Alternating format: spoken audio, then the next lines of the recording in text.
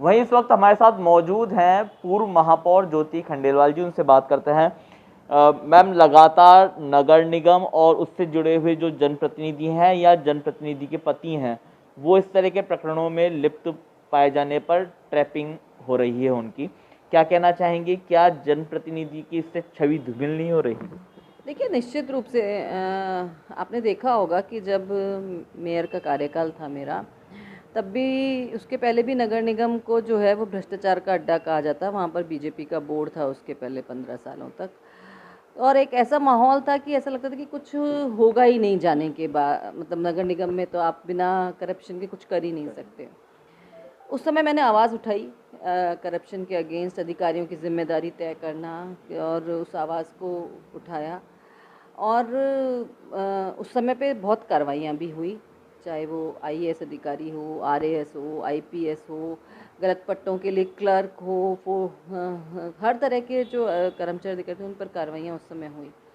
लेकिन इस समय जैसे देखने में आ रहा है कि जनप्रतिनिधि जो हैं, चाहे अभी हम ग्रेटर नगर निगम की मेयर की अगर बात करते हैं, जो पूर्व मेयर थी सौम्या गुर्जर जी, तो ऐसा लगता है जैसे कि मुझे लगता है ये वाकई बहुत चिंता की विषय है, क्योंकि जनप्रतिनिधि पार्षद कहें हम, तो वो बिल्कुल जनता से जुड़ी हुई वो कड़ी है जहाँ सबसे ज़्यादा लोग जनता तुरंत पहुंच पाती है, तुरंत अपने काम करवा सकती है। और नगर निगम एक ऐसा डिपार्टमेंट है जहाँ जन्म से लेकर के मरण तक आपको बर्थ सर्टिफिकेट भी वहीं बनवाना है, डेथ सर्टिफिकेट भी वहीं बनवाना है, मैरिज सर्टिफिकेट भी वहीं बनवाना है, आपको पट्टा भी वहीं से लेना है, आपको एकदम हर चीज़ वहाँ पर होती है। 24/7 का काम होता है। आपको सुबह की सफाई से लेकर के और रात की लाइट जलने तक का काम जो है वो नगर निगम का होता है।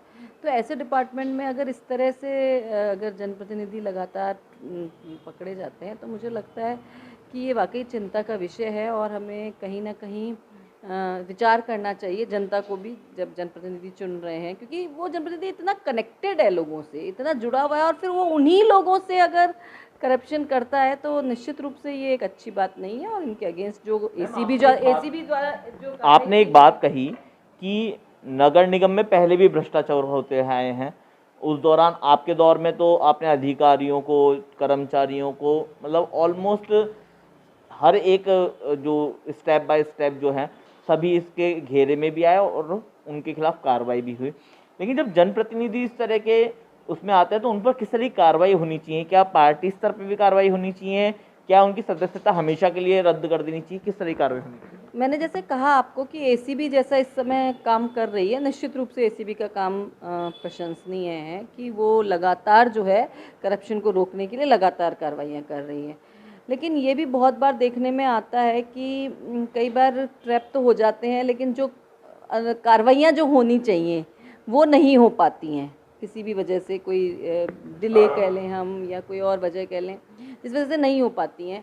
तो मुझे लगता है कि अगर ऐसे मामले अगर क्लियर तौर पर सामने आ रहे हैं तो निश्चित रूप से चाहे हम न्यायिक स्तर पर देखें, प्रशासनिक स्तर पर देखें, और चाहे पार्टी के स्तर पर देखें, कार्रवाइयाँ होनी चाहिए, जिससे कि इस तरह की देखिए, समाज में सुधार की बहुत ज़रूरत होती है, और डर बिना नहीं हो पाता। अगर आप लगातार अगर इस तरह की कार्रवाई हो रही है और उसमें तुरंत प्रभाव से अगर जांच हो जाए और तुरंत अगर सही है, नहीं तो देखिए कई बार गलत भी हमको देखने में आता है कि गलत भी किया जाता है, लेकिन अगर सही जांच होने के बाद अगर सही स्थिति सामने आती है तो निश्चित रूप से कार्रवाई होनी चाहिए। उससे जनता में बहुत अच्छा मैसेज आता है, और मैं ये मानती हूँ कि माननीय मुख्यमंत्री अशोक गहलोत जी इस मामले में पूरी तरीके से संवेदनशील भी हैं, और लगातार उन्होंने एसीबी को जिस तरीके से फ्री हैंड दे रखा है और लगातार एसीबी जिस तरीके से काम कर रही है, उससे हमें चाहते हैं कि इस तरह के करप्शन में चाहे जनप्रतिनिधि हो चाहे अधिकारी हो, कोई भी इस तरह के करने से पहले डरे, सोचे, विचार करे, और इस तरह की गतिविधियों को रोका जा सके। मैम, अभी हाल ही में देखने को मिला कि हेरिटेज नगर निगम के एक पार्षद और उसके बाद पार्षद पति दोनों इस तरह से ट्रैप हुए हैं। लेकिन जो पार्षद का एक बड़ा खेमा है हेरिटेज नगर निगम में, वो लोग अब उनके लिए लामबंद हुए हैं और चाह रहे हैं कि एक उपयुक्त जांच होने के बाद कार्रवाई की जाए।